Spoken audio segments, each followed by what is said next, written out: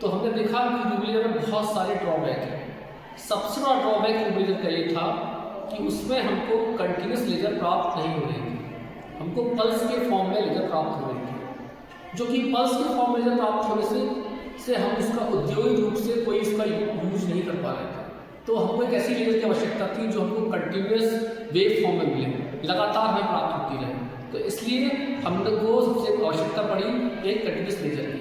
तो जो ड्रॉबैक्स थे उसको हीलियम नियॉन गैस लेजर ने दूर किया। तो आज सबसे पहले पढ़ने वाले हैं हीलियम नियॉन गैस लेजर। तो देखते हैं हीलियम नियॉन गैस लेजर। तो जो हीलियम नियॉन गैस लेजर ने न्यूक्लियर के सारे ड्रॉबैक्स दूर किए। हम जानते हैं कि न्यूक्लियर में इट रिक्वायर्ड हाई वोल्टेज, इससे बहुत ज़्यादा वोल्टेज की आवश्यकता थी। तो ये ड्रॉबैक था। दूसरा ड्रॉबैक था जो कि रूबिक क्रिस्टल था वो भी इम्परफेक्ट था, इसलिए से उसका अच्छा ही हो रहा था, डीके हो रहा था। तो हमको एक ऐसी लेजर की आवश्यकता थी जो कि कंटिन्यूस प्राप्त हो सके। तो यहाँ पर अली जावन नाम सुना होगा आपने, अली जावन W.D. हैरियट ने बेल टेलीफोन लेबोरेटरी के अंदर एक लेजर डेवलप करी, उसे बोला गया हीलियम नियॉन लेजर। तो 1961 की बात है, तब एक गैस लेजर बनी, उसे हीलियम नियॉन लेजर कहा गया। तो आप सबसे पहले देखेंगे helium neon laser.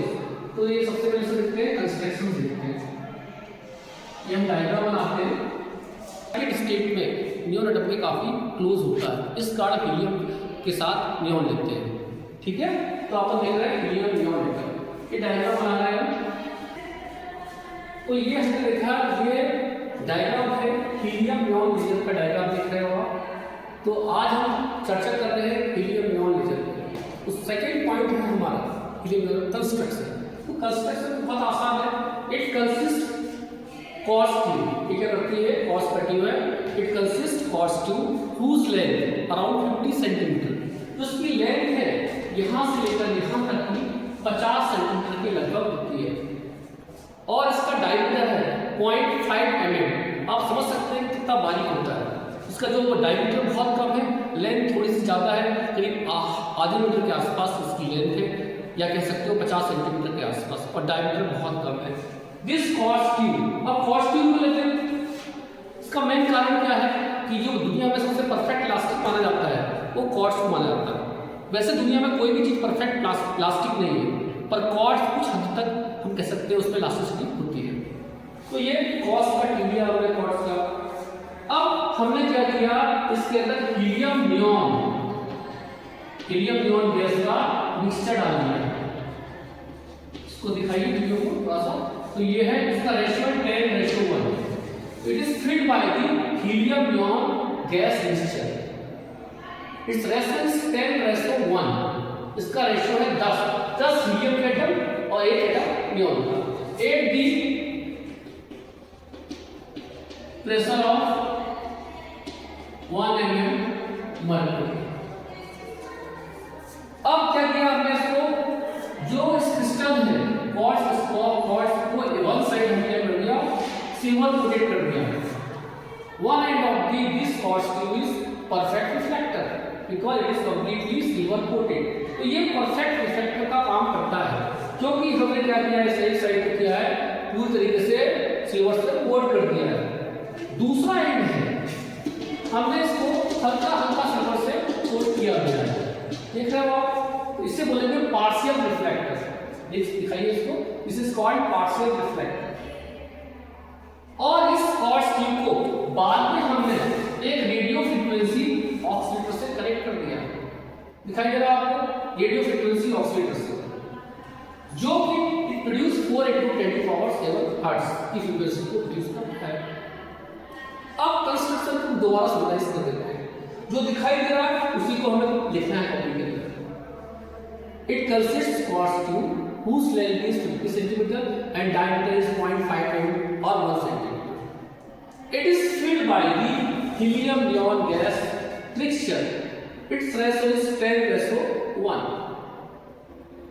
One end of this quartz tube is completely silver coated. It is perfect reflector. Other end is partially silver coated. It is partial reflector. And this tube connected to radio frequency generator. It produced 10 to the power 7 hertz. Inside this tube, we filled helium neon gas mixture. Its ratio is 10:1 and it pressure of 1 mm mercury. तो बच्चों हमने इसका construction देखा। तो ये हम जानते हैं कि जो हीलियम नियॉन गैस लेजर है, this is the first gas laser, first successful gas laser. यह एक कंटीन्यूअस वेव मोड में थी, this CW mode laser. Second चीज ये कि ये वेव मोड में थी, this CW mode laser. Second चीज ये कि ये जो लेजर थी, इसमें जो रूबी लेजर के ड्रॉबैक्स थे इसको दूर कर दिया। जो सारे ड्रॉबैक्स थे इसको हम इंडस्ट्री के अंदर इसको अप्लाई कर सकते हैं, इससे इसके बहुत सारे यूजेस हैं इंडस्ट्री के। तो जो हीलियम गैस लेजर थी, it is invented by W. Valley, D. Harriet and Eliza at United State America, well California. तो ये एक बहुत महत्वपूर्ण लेजर थी। आज हम इसका कंस्ट्रक्शन देखा। This is 4 level laser system. This जो सिस्टम है 4 लेवल लेजर सिस्टम है। अब डायग्राम दिखा दीजिए बच्चों को, स्पष्ट रूप से पास में आके पूरा दिखा दीजिए। ये परफेक्ट रिफ्लेक्टर है, ये पार्शियल रिफ्लेक्टर है, ये पूरा कॉर्ड्स लीवर जिसकी लेंथ 50 सेंटीमीटर के आसपास है, डायमीटर 1 सेंटीमीटर से 0.5 mm तक होता है। इसमें हीलियम नियॉन गैस का मिक्सचर डाला हुआ है 10:1, 8 की प्रेशर ऑफ 1 mm मर्करी, और इसको हमने रेडियो फ्रीक्वेंसी ऑसिलेटर से कनेक्ट कर रखा है, जो कि 4 × 10⁻⁷ हर्ट्ज की फ्रीक्वेंसी को प्रोड्यूस करता है। तो ये कंस्ट्रक्शन में वही लिखना है जो हमें दिखाई दे रहा है, और डायग्राम देख के हमें करना है। अब हम इसका प्रिंसिपल या वर्किंग देखेंगे, या कह सकते हो वर्किंग। तो वर्किंग लिखते हैं सबसे पहले हीलियम नियॉन लेजर है उसका, हीलियम नियॉन लेजर वर्किंग। अब हमको मालूम है कि जब एटम ग्राउंड स्टेट में होते हैं, है ना, तो रेस्ट में होते हैं, उसको हम बोलते हैं ग्राउंड स्टेट। जब एटम रेस्ट अवस्था में होते हैं उसे बोलते हैं ग्राउंड स्टेट, और जो हाईएस्ट स्टेट में होते हैं एक्साइटेड स्टेट, और तीसरी बीच में दोनों के बीच में जो स्टेट है intermediate state, that is called Meta stable state. बहुत सारी एक्साइटेड स्टेट्स होती है, हमने पढ़ा है, पहले ही पढ़ चुके, पर अभी यहाँ हम बेसिक्स पढ़ रहे हैं। बहुत 3 चीजें बता रहे हैं आपको, ग्राउंड स्टेट, एक्साइटेड स्टेट और Meta stable state. Intermediate state, excited state और ग्राउंड स्टेट के बीच की स्थिति को बोलते हैं इंटरमीडिएट स्टेट। इसका लाइफ टाइम ज्यादा होता है एक्साइटेड स्टेट से। इंटरमीडिएट स्टेट या मेटा स्टेबल स्टेट होती है 10⁻³ सेकेंड्स का लाइफ टाइम होता है। जो एक्साइटेड स्टेट होता है उसका लाइफ टाइम था 10⁻⁸ सेकेंड। तो जो एटम्स होते हैं मेटा स्टेबल स्टेट में अधिक देर तक होते हैं। तो अब देखते हैं, दिस इज 4 लेवल सिस्टम। कौन से लेवल है? This is 4 level energy system. दिखाई दे रहा है आपको? कौन सा सिस्टम है? 4 लेवल एनर्जी सिस्टम। तो पास आकर देख सकते हो, दिखा दीजिए। This is 4 level energy system. अब अपन देखते हैं इसका डायग्राम बनाते हैं। डायग्राम बन गया तो अपना वर्किंग बहुत आसान हो जाएगा। तो डायग्राम बनाना बहुत महत्वपूर्ण है। किसी भी एग्जाम में देते हैं तो आप कंस्ट्रक्शन के लिए डायग्राम बनाइए उसका, फिर वर्किंग के लिए अलग डायग्राम बनाइए। 2 डायग्राम बनाने से आपका काम हो जाता है।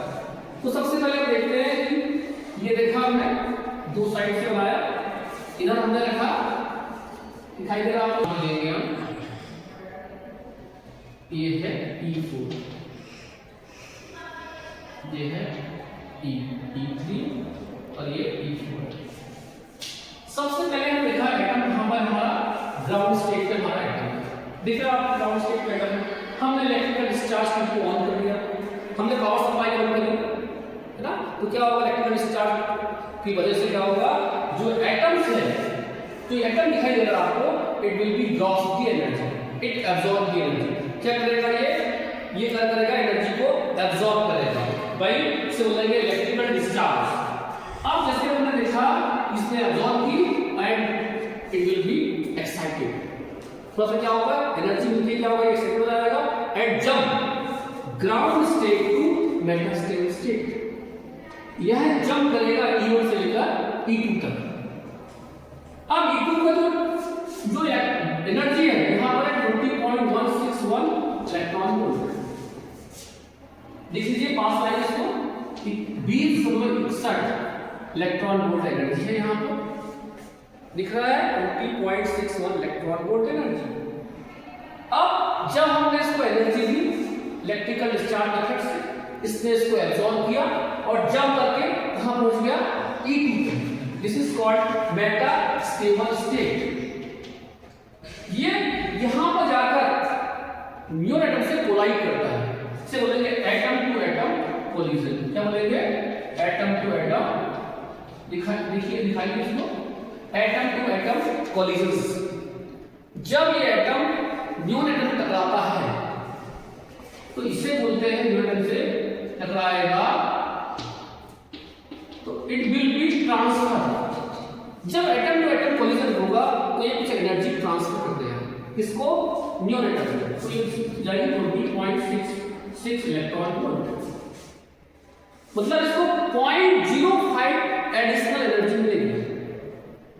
Then helium atom return back to ground state, helium atom वापस ग्राउंड स्टेट पे आ जाएगा, फिर दोबारा ऊपर जाएगा, एटम से एटम कोलिजन होगा और कुछ एनर्जी को ट्रांसफर कर देगा।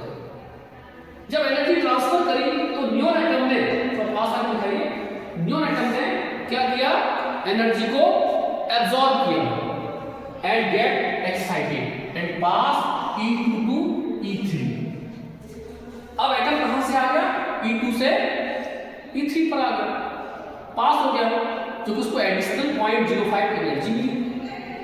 अब ये काइनेटिक एनर्जी प्राप्त करके इसे एक्साइटेड होता है।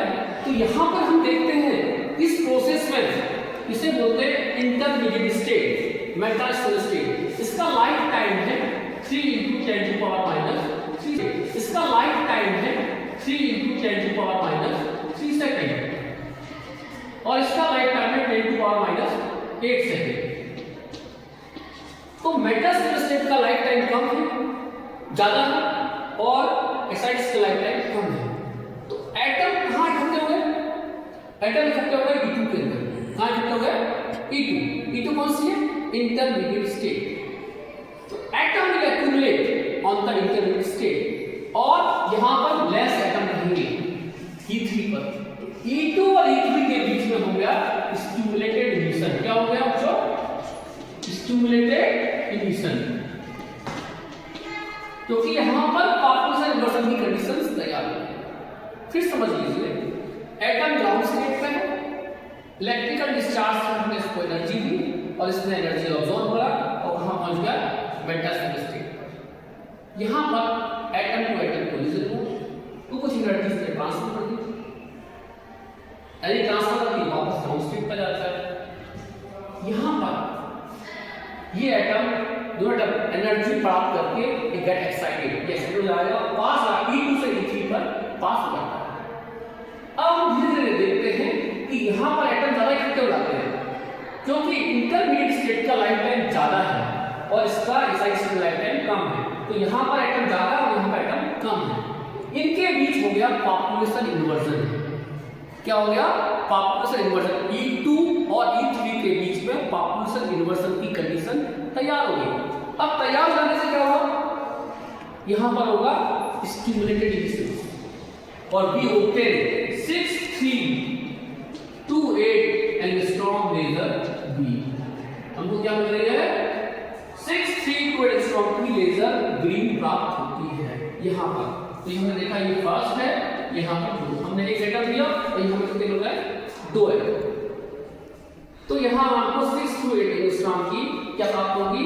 लेजर बीम प्राप्त होती है। 632 एंगस्ट्रॉम। तो पास आप दिखाइए, तो हमको ये लेजर बीम प्राप्त हो रही है। ठीक है, हमको देखते हैं यहाँ पर हमको लेजर बीम प्राप्त होती है। दिखाइए इसको यहाँ पर, है ना। अब हम देखते हैं बहुत सारे एटम इस प्रोसेस में पार्टिसिपेट नहीं करते, वो यहाँ पे जाएंगे, इसको बोलेंगे रेडिएशन लेस ट्रांजिशन। क्या बोलेंगे? इसको बोलेंगे सेल्फ इमिशन। क्या बोलेंगे? Self emission. और बाद में इसे बोलेंगे रेडिएशन लेस ट्रांजिशन। ठीक है, क्या बोलेंगे? Radiation less transition. तो रेडिएशन लेस ट्रांजिशन बोलते हैं इसको। इसको दिखाइए आप, इसको दिखाई जाएगा, दिखाइए। This is self emission, this is radiation less transition. तो जो एटम ऑटोमेटिकली ग्राउंड स्टेट में वापस करते हैं। तो अब बच्चों में एक बार फाइनली आपको वर्किंग बता देते हैं, वर्किंग कैसे करता है। सबसे पहले आप डायग्राम में देखिए, E1 पे देखिए, मेरा हाथ दिखाइए। E1 पे एटम है ग्राउंड स्टेट पर, हमने इलेक्ट्रिकल डिस्चार्ज जो ड्यू हमारा पावर सप्लाई ऑन करेंगे, भाई इलेक्ट्रिकल डिस्चार्ज से क्या होगा, ये एटम है ना क्या करेगा, एनर्जी को पावर सप्लाई से एनर्जी को एब्जॉर्ब करेगा, है ना, और क्या करेगा, ग्राउंड स्टेट में, एक्साइटेड स्टेट में या मेटास्टेटिक स्टेट पर आ जाता है। यहाँ इसे बोलते हैं transition, one state to another state. अब क्या होता है, इस स्टेट पे जाकर ये न्यून एटम से कोलाइड करता है।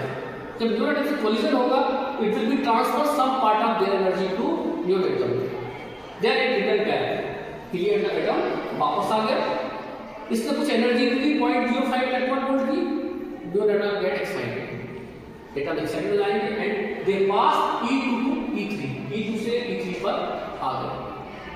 जब E2 से E3 पर आते हैं तो हम देखते हैं कि E2 पे एटम ज्यादा इकट्ठे हो जाते हैं, एटम ज्यादा इकट्ठे कहाँ हो रहे हैं, E2 पर, और E3 पर कम हो रहा है। तो यहाँ पर जाकर पॉपुलेशन इन्वर्जन की कंडीशन तैयार हो जाती है। क्या होती है, पॉपुलेशन इन्वर्जन की कंडीशन तैयार हो जाएगी। तो हमें स्टूडेंट से 632 एंगस्ट्रॉम की हमें क्या मिलेगी, लेजर बीम प्राप्त होती है। डायग्राम दिखा दीजिए आपको, और जो एटम्स इसमें पार्टिसिपेट नहीं करते वो सेल्फ इमिशन और एक्सलेशन के पश्चात ग्राउंड स्टेट में प्राप्त होते हैं। इस प्रकार से बच्चों हमने कंटिन्यूअस वेव CW मोड की लेजर प्राप्त करते हैं।